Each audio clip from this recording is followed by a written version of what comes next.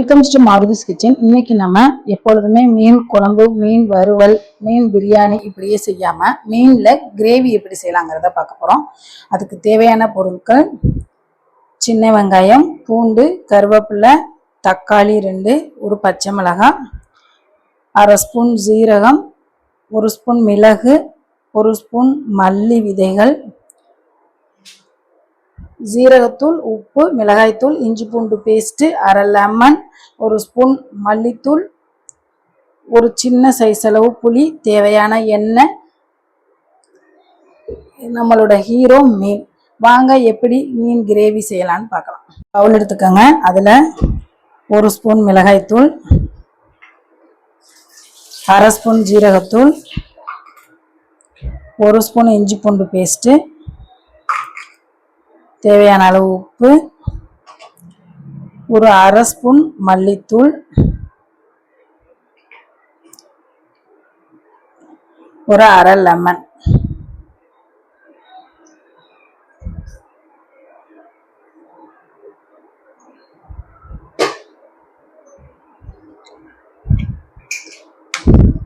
கொஞ்சமா எண்ணெய் சேர்த்து நல்லா பெசரிக்கலாம். இந்த மாதிரி நல்லா கெட்டியாக பெசரி எடுத்துக்கோங்க. இதில் நம்ம வச்சிருக்க மீன் எல்லாத்தையும் போட்டு நல்லா பெரட்டி எடுத்து வச்சுக்கலாம்.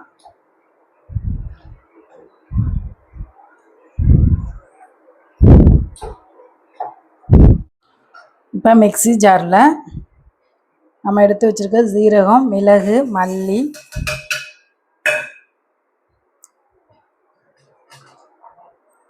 சின்ன வெங்காயம்,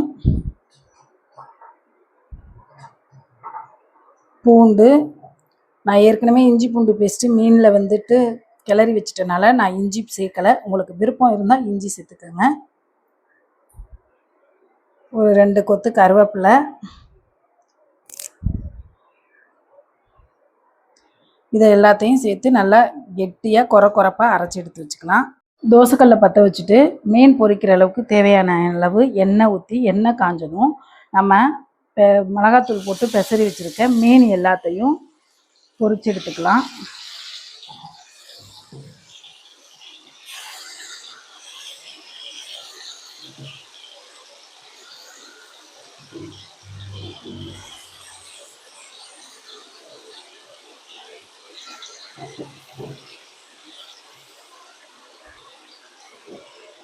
இதுபோல் 2 சைடும் நல்லா வேக விட்டு தனியாக எடுத்து வச்சுக்கலாம்.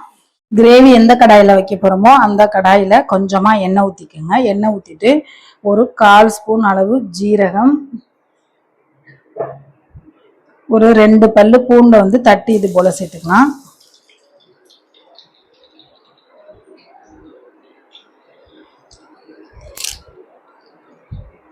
ஒரு கொத்து கருவேப்பிலை,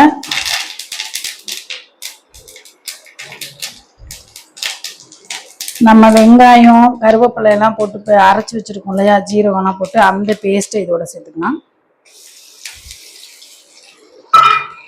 சேர்த்துட்டு ஒரு 5 நிமிஷம் நல்லா இதை வதக்கிக்கோங்க. வெங்காயத்தோட பச்சை வாசனை எல்லாம் போய் இந்த அளவுக்கு எண்ணெய் பிரிஞ்சு வந்ததும் நம்ம 2 தக்காளியை நல்லா அரைச்சி வச்சிருக்கோம், அதை இதோட சேர்த்துக்கலாம். சேர்த்துட்டு தக்காளியோட பச்சை வாசனை போகிற அளவுக்கு நல்லா வதக்கிக்கோங்க.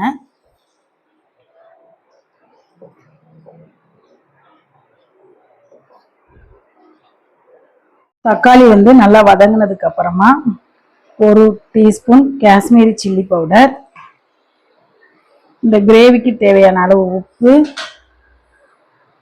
ஒரு 1/4 ஸ்பூன் மல்லித்தூள், 1 ஸ்பூன் மஞ்சத்தூள், 1 ஸ்பூன் மல்லித்தூள், ஒரு பச்சை மிளகாய். இதை சேர்த்துட்டு லைட்டாக ஒரு பெரட்டிட்டு ஒரு நெல்லிக்காய் சைஸ் அளவு புளித்தண்ணி நல்லா கெட்டியாக கரைச்சி வச்சுக்கோங்க. அந்த புளித்தண்ணி இதோட சேர்த்துக்கலாம்.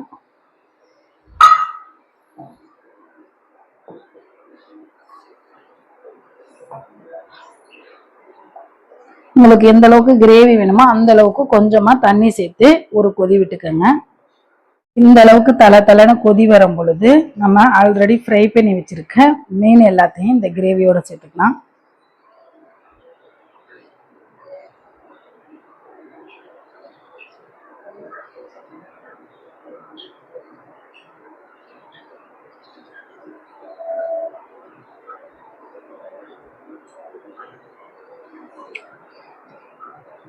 சேர்த்துட்டு அப்படியே மூடி போட்டு ஒரு 5 நிமிஷம் சிம்மிலேயே வச்சுக்கோங்க.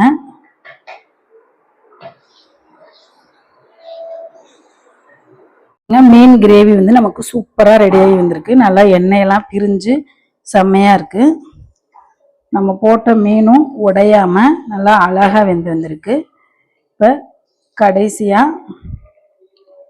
மல்லி இலை தூவணும்னா நம்மளோட மீன் gravy ready.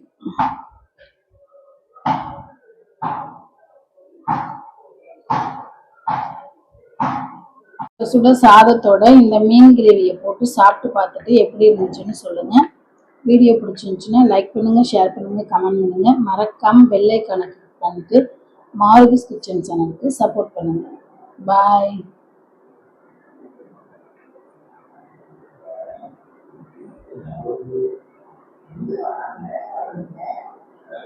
Joy to the world, the Lord is come. Let earth receive her King.